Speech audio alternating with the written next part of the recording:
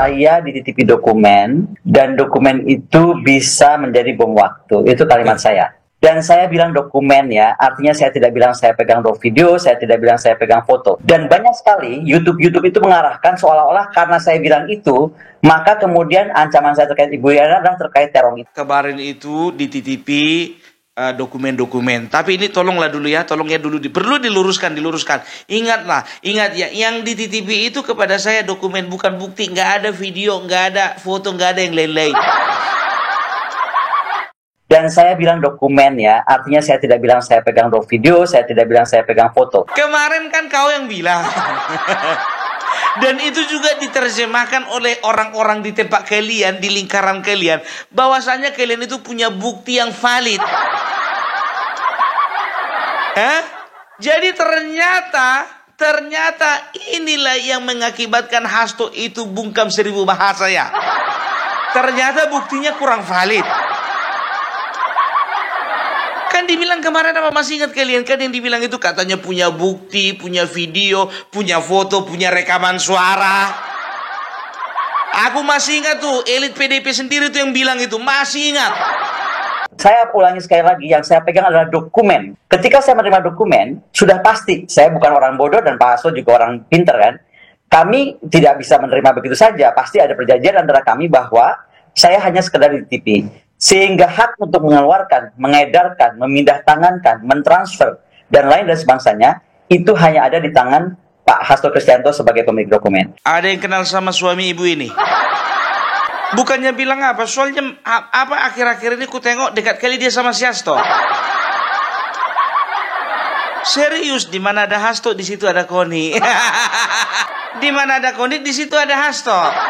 Coba bayangkan kalian, seorang pria menitipkan sesuatu yang penting kepada seorang wanita, artinya apa? Katanya dia dititipi ya sesuatu yang penting, dokumen bukti-bukti. Kenapa nggak sama istrinya? Dia pasti tahu pentingnya atau bahayanya ketika ini terus terpecah seperti ini. Bukan dibilang Pak Prabowo nggak tahu ada Dorna di antara Pak Prabowo dan Bu Mega loh. Nah, sehingga misalnya mungkin sekarang Pak Prabowo dan Ibu, barangkali saja sudah ada komunikasi, kita aja nggak tahu gitu kan. Lebih bagus kan dia sama istrinya, Hasto itu titipkan sama istrinya, Bune, minta tolong ini dititip. Nanti mana tahu ada sama Pak Ne, Bune bisa langsung ketemu sama orang-orang di partai. Nah, orangnya yang ini yang bisa dipercaya. Atau nanti Bune minta tolong hubungi orang sana yang masih ada di kepolisian, kejaksaan atau di KPK. Nah, tolong ini dokumen penting loh Bune. Jadi kalau misalnya Bapak misalnya ditahan oleh mereka itu, nah, ini ada bukti-bukti yang menyimpan skandal dari seluruh pejabat negara gitu. Dia bilang cuma satu kalimat aja, 30 dokumen. Saya langsung telepon Mas Hasto, apa sih nih 30 dokumen? Kalau sekarang saya dikejar-kejar, banyak sekali mau ngejar-ngejar, Bu Koni kalau cinta NKRI ini buka gitu kan. Satu, saya bukan pemilik. Yang kedua, ketika kita membuka sebuah rahasia negara, masa dia lebih percaya sama si Koni, istri orang, daripada istrinya sendiri?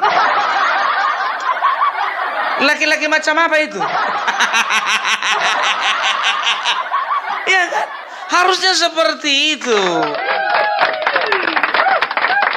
Gak tahu entah kenapa siapa ini si Koni ini. Ya jujur aja aku bilang agak curiga aku sama kawan ini. Karena apa bilangnya? Gak tahu entah kenapa. Apa namanya? Khawatir kali dia sama nasibnya si Hasto. kita ini ya, di sini kan yang dokumen itu 3 orang ya. Saya, Mas Hasto, Pak Andi Wijayanto. Kami ini orang pertahanan. Saya dosen di Sesko TNI, Angkatan Darat, Angkatan Laut, Angkatan Udara, Sesko TNI. Oke? Kami ini tahu betul berapa besar dokumen ini akan bisa berbahaya atau tidak, dan bagaimana kita harus menghandle. Sehingga saya sampaikan, saya itu berkoordinasi dengan aparat yang saya sebut aparat merah putih, baik dari polisi maupun dari TNI. Karena begini, masalah dokumen menurut saya itu hanya akan keluar ketika dalam beberapa kasus partai yang oposisi kita, oke lah, kita nggak menggunakan oposisi. Tapi saya melihat begini, PDIP ini sekarang dianggap seperti seolah-olah sedang dibentuk menjadi partai musuh bersama. Aneh sekali. Nunggu-nunggu bom waktu. Lambatan. Pulang ibu ke Jakarta. bawa segala dokumen kalau emang Sasto nggak salah, lambat loading. Kalau emang kalian mendukung Sasto, membela Sasto, langsung tindak lanjutkan. Tunjukkan kalau Sasto nggak bersalah, gitu loh Bu. Jangan diulur-ulur, memperlambat segala kasus. Ada-ada aja, berani doang main sembunyi. Di sana ngomong, dia di Rusia, ibu kan lagi di Rusia, ya pulanglah, jangan di sana bersembunyi. Pulang ke Jakarta. Padahal ketika tadi disampaikan ya oleh pada saat pembukaan tadi, oposisi atau partai yang tidak sama dengan pemerintah itu perlu sebagai check and balance gitu. Jika ini ditekan, dan saya mengalami penekanan itu, saya nggak akan curhat di sini karena bukan tipe saya curhat, tapi penekanan itu banyak. Lawyer saya tuh mundur karena diancam. Kalau terus bantu Bu Koni, kami akan menindak anak kamu, istri kamu dan lain-lain. Jadi ada tekanan seperti itu. Bayangkan kalian, suaminya kemarin, mantan suaminya dia kan 3 kali kawin. Suami yang kedua terjerat kasus 2013, tahun depannya diceraikannya. 2013 jadi tersangka, 2014 dicerai. Coba bayangkan kalian, lebih peduli dia sama Hasto daripada suami sendiri. Tanda tanya. Nama Letnan Jenderal TNI Purnawirawan Jaya Suparman mendadak jadi perbincangan publik. Semua gara-gara hebohnya berita tentang mantan istrinya, yaitu Koni Rahakundini Bakri alias Koni Bakri. Di mana saat ini Ibu Koni Bakri mengaku menyimpan dokumen penting milik Sekretaris Jenderal PDIP, yaitu Bapak Hasto Kristianto. Jaya Suparman merupakan mantan perwira tinggi TNI Angkatan Darat sekaligus mantan suami Koni Bakri. Dia harus mendekam di dalam penjara akibat kasus korupsi, di mana Pengadilan Militer Tinggi 3 Surabaya pada tanggal 26 bulan September 2013 menjatuhkan vonis penjara 4 tahun dan denda 30 juta kepada Jaya. Ia terbukti melakukan korupsi sebesar 13,3 miliar saat menjabat Pangdam 5 Brawijaya. Eksekusi hukuman Jaya dilakukan di Lapas Sukamiskin. Jaya menikah dengan Koni Bakri hingga akhirnya bercerai di tahun 2014. Koni Rahakundini Bakri kembali membuat sensasi dan kontroversi. Ia menuding jika PDIP kini telah dijadikan musuh bersama karena punya sikap yang berbeda dengan pemerintahan. Menurut Koni, yang dilakukan PDIP sebagai partai politik adalah membangun persepsi bahwa negara perlu check and balance. Oleh karena itu, Koni menegaskan kepada berbagai pihak untuk tidak menganggap PDIP sebagai musuh bersama. Kita ini lagi membangun persepsi bahwa negara ini harus check and balance. Ada yang berbahaya jika ini diteruskan, bahwa menganggap PDIP musuh bersama seolah-olah common enemy karena dia tidak masuk KIM. Tambahnya, Koni pun meralat pernyataannya lalu menggeser narasi bahwa yang dimaksud menjadikan musuh bersama adalah oleh pihak-pihak yang menjadi pemecah belah hubungan Megawati dan Prabowo. Secara implisit yang dimaksud Koni adalah Presiden ke-7 RI, Joko Widodo atau Jokowi. Koni bahkan menyebut Jokowi sebagai Dorna yang patut diwaspadai oleh Prabowo. Julukan yang tidak main-main. Diketahui, Dorna dalam kisah pewayangan adalah sosok penasihat licik dan manipulatif. Orang ini diartikan sebagai simbol seseorang yang menggunakan kecerdikan atau tipu daya untuk mengadu domba kelompok-kelompok tertentu demi kepentingannya sendiri. Tudingan apalagi ini, fitnah keji yang sangat-sangat menyakitkan, tak hanya bagi Jokowi, tapi bagi rakyat yang masih menganggap beliau sebagai sosok pemimpin yang berjasa besar dengan pencapaian luar biasa membangun negeri ini selama 1 dekade. Bagaimana bisa disamakan dengan Dorna? Jangan salahkan jika pecinta Jokowi tak terima dan menyerang balik, lalu Koni jadi bulan-bulanan di medsos. Kata-kata yang sangat tak pantas keluar dari seorang yang katanya akademisi intelektual tingkat internasional, di mana tata krama dan etika menghargai para pemimpin. Meski sudah menjadi rakyat biasa, namun bagaimanapun Jokowi pernah menjadi presiden Republik ini. Caci maki apalagi yang bakal terus dialamatkan kepada beliau. Dalam konteks ini, Koni menganggap bahwa Jokowi adalah pihak yang memperkeruh suasana atau sengaja menciptakan konflik di antara kubu Prabowo dan Gerindra dengan kubu Megawati dan PDIP. Tudingan Koni mempertegas pernyataan politikus senior PDIP, Panda Nababan, yang sebelumnya menganggap Jokowi sebagai penyebab keretakan hubungan antara Megawati dan Presiden Prabowo. Panda menuding Jokowi membuat sentimen negatif seakan Megawati tidak mengizinkan Prabowo untuk maju dalam Pilpres 2024 lalu. Panda menyebut Jokowi sebagai orang yang tak jujur karena enggan terbuka menyampaikan keinginan pengalihan dukungan dari Ganjar Pranowo ke Prabowo. Serangan Koni kepada Jokowi terus berlanjut. Koni kembali membahas perihal pemecatan Jokowi, pelaporan aktivis dan akademisi ke KPK usai pemberitaan OCCRP yang menempatkan beliau sebagai pemimpin terkorup di dunia tahun 2024. Koni juga menyinggung soal dokumen Sekjen PDIP Hasto Kristianto yang dititipkan kepadanya yang katanya sudah dinotariatkan di Rusia. Ia membantah dokumen itu adalah bukti. Sebab sejak awal yang dikatakannya adalah dokumen tersebut bisa menjadi bom waktu. Yang saya sampaikan adalah saya dititipi dokumen dan dokumen itu bisa menjadi bom waktu. Itu kalimat saya, tidak saya lebihkan, tidak saya kurangi. Saya bilang dokumen ya, artinya saya tidak bilang saya pegang video, saya tidak bilang saya pegang foto, ujar Koni. Mengenai desakan banyak pihak agar dia membuka saja dokumen itu karena menyangkut kepentingan negara, Koni berkilah bahwa saat dirinya menerima dokumen yang dititipi oleh Hasto, ia membuat perjanjian.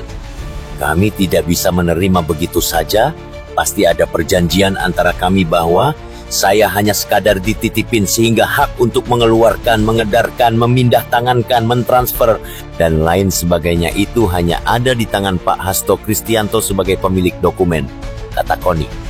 Tuduhan bahwa Jokowi sebagai aktor di balik narasi menjadikan PDIP sebagai musuh bersama cukup membingungkan. Bukankah sebaliknya? Karena fakta yang terlihat di depan mata, justru PDIP lah yang menjadikan Jokowi sebagai musuh bersama mereka. Itu yang selalu mereka narasikan dan nyaris setiap hari mengisi ruang-ruang publik.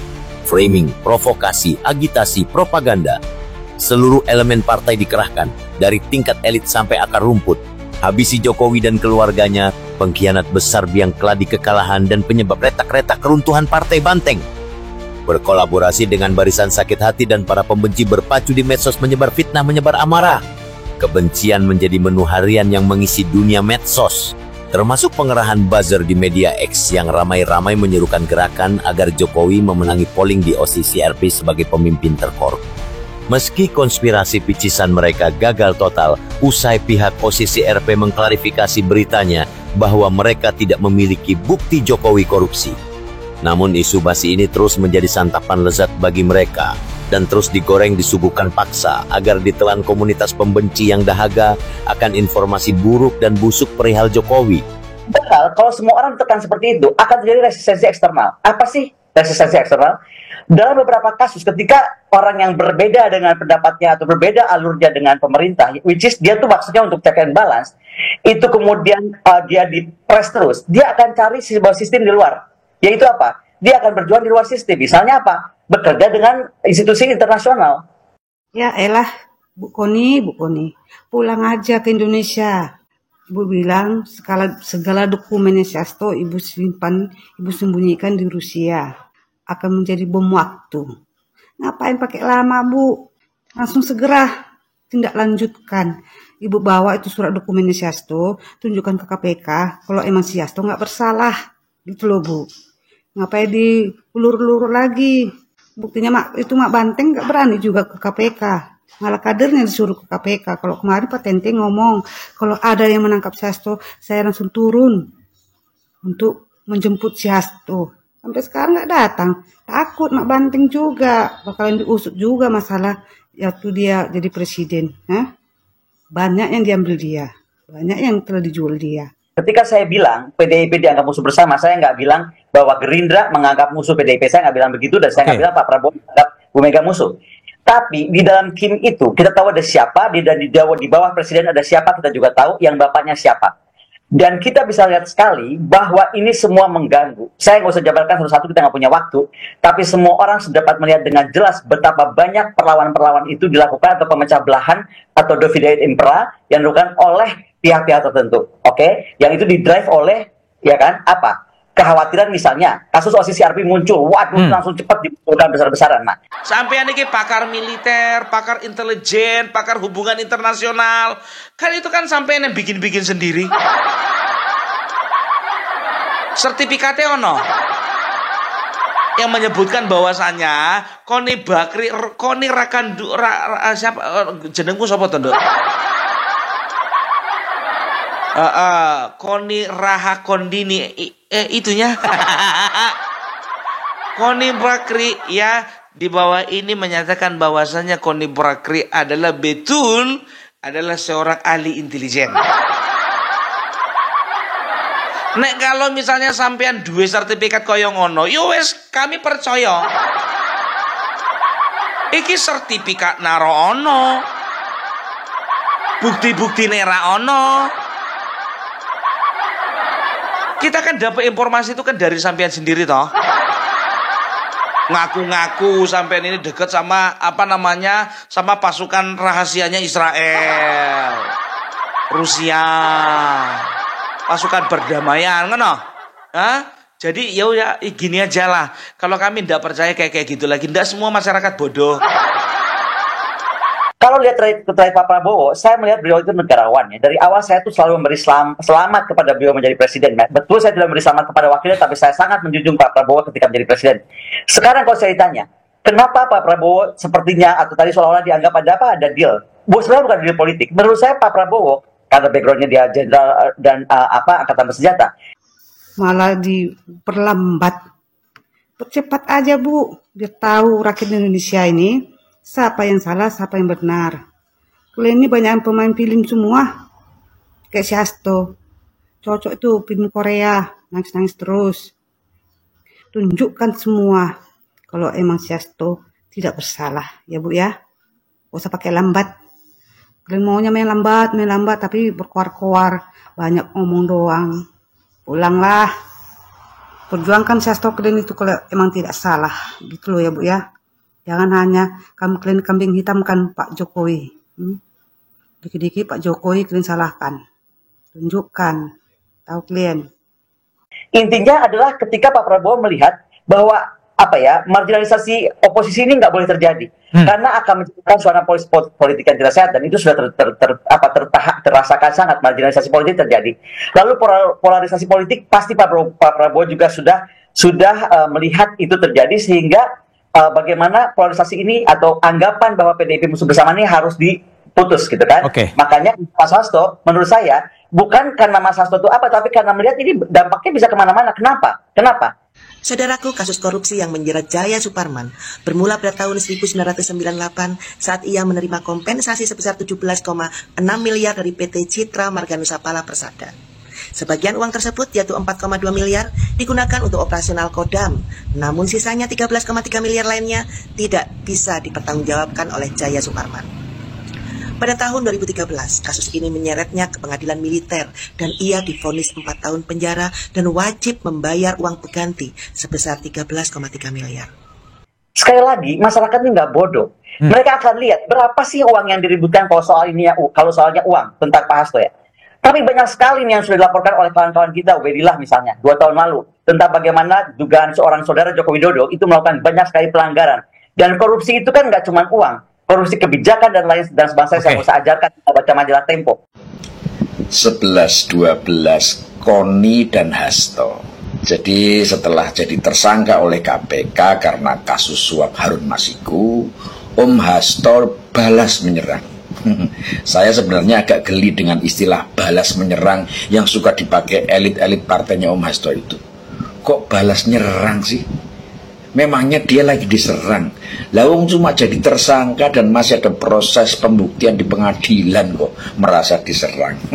Ya, jadi katanya Om Hasto balas menyerang dengan menyatakan punya dokumen-dokumen video yang berisi bukti kejahatan pejabat negara termasuk Bu Iriana dan Pak Jokowi. Inilah yang sebenarnya disadari oleh Pak Prabowo menurut saya, sehingga mau tidak mau pasti komunikasi akan terus terjalin bersama Ibu, bukan cuma urusan makan gratis. Political protection kepada negara itu adalah bagaimana kemudian mungkin pada saat bisa terjadinya, dan saya berharap segera terjadi pertemuan antara Ibu dan Pak Prabowo, adalah bagaimana partai saya nggak sebut lagi namanya oposisi atau apalah, nama itu bisa diistilahkan macam-macam, tapi saya bilangnya partai di luar Kim ya.